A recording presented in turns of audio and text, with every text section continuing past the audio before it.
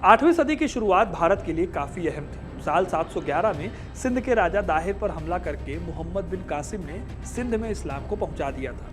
इसके बाद सिंध के रास्ते भारत के नॉर्थ और वेस्ट पर खूब हमले हुए, जिससे कई राज्य नष्ट हो गए। इसमें गुजरात के गुर्जर और चित्तौड़ के मोरी वंश के साथ साथ वल्लभी के मात्रक भी शामिल थे। जब ये सब हो रहा था तब जन्म हुआ एक ऐसे राजा का जिसने आगे चलकर विदेशियों को भारत की जमीन से बाहर खदेड़ दिया। राजस्थान के सबसे ताकतवर राजपूताना में से एक मेवाड़ की स्थापना करके इस राजा ने राजस्थान को मजबूत बनाया।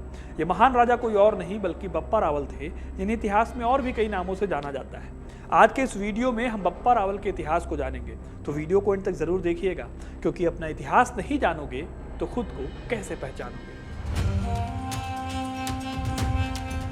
7वीं शताब्दी में भारत में गुहिल्ला राजपूतों की शुरुआत हुई। इनकी 3 शाखाएं थी, पहली नागदा, दूसरी किष्किंधी और तीसरी धोड़ या धवगढ़।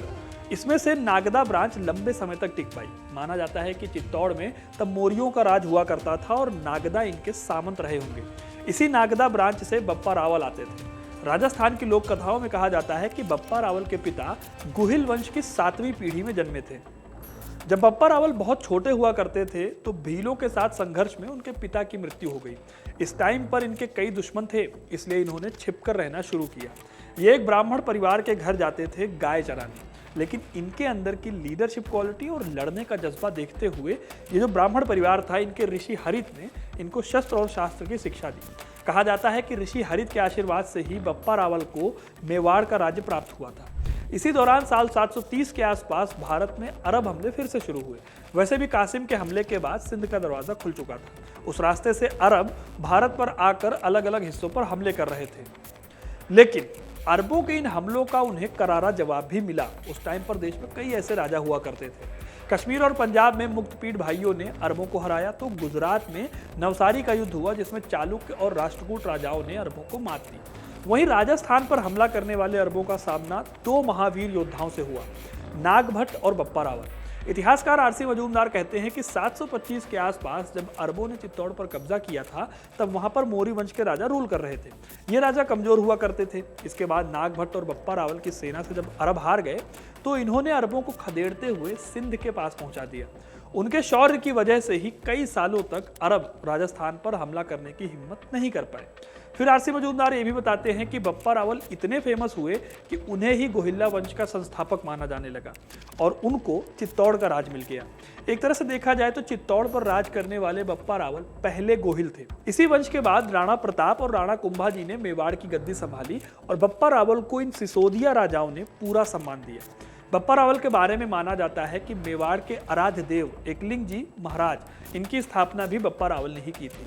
बप्पा रावल के इतिहास में जो सबसे बड़ी दिक्कत आती है वो ये है कि उनके काल में, यानी कि 8वीं सदी में, उनके बारे में कोई बड़ा अभिलेख नहीं मिलता या ना के बराबर अभिलेख मिलता है। उनके बारे में जो भी पता चलता है उसके सबूत उनसे करीब 200 साल बाद के टाइम के हैं। यहाँ तक कि कई इतिहासकार उनके नाम को लेकर भी कंफ्यूज होते हैं। बप्पा रावल के बारे में जो पहला अभिलेख मिलता है वो साल 977 का है, जो कि उदयपुर में मौजूद है। इसी तरह मेवाड़ के रावल रतन सिंह के पिता और रानी पद्मिनी के ससुर रावल समर सिंह के अभिलेख में बप्पा रावल का नाम आता है। इसके बाद दिल्ली सुल्तान अलाउद्दीन खिलजी के हमले में साल 1300 ईस्वी के आसपास ये रोहिल्ला शाखा जो है वो खत्म हो जाती है और मेवाड़ में सिसोदिया वंश का शासन आता है।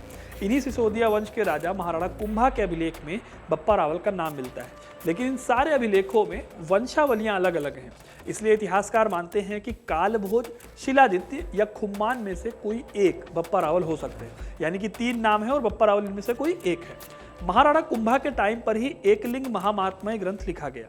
इस ग्रंथ में बप्पा रावल से जुड़ी कई कहानियां हैं। इसी को लेकर माना जाता है कि एकलिंगनाथ की स्थापना बप्पा रावल ने की थी। आगे चलकर जब अंग्रेजों का भारत पर कब्जा हुआ और उन्होंने भारत के इतिहास पर काम करना शुरू किया, तो एक अंग्रेज कर्नल जेम्स टॉड को बप्पा रावल की इन कहानियों के बारे में पता चला। इस दौरान भगवान शिव से जुड़े कुछ सोने के सिक्के भी मिले, जिसमें भोपदेव लिखा हुआ मिला। माना गया कि बप्पा रावल क्योंकि शिव के भक्त थे, इसलिए सिक्के भी शायद बप्पा रावल से जुड़े हुए हैं।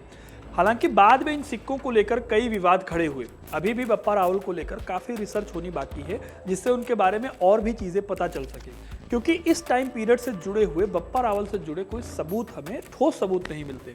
तो दोस्तों, ये थी कहानी बप्पा रावल की। आपको ये कहानी कैसी लगी हमें कमेंट करके ज़रूर बताइएगा। वीडियो को लाइक और शेयर करना ना भूलें और ऐसी तमाम इंटरेस्टिंग कहानियों के लिए हिस्ट्री कनेक्ट को सब्सक्राइब जरूर करें। धन्यवाद।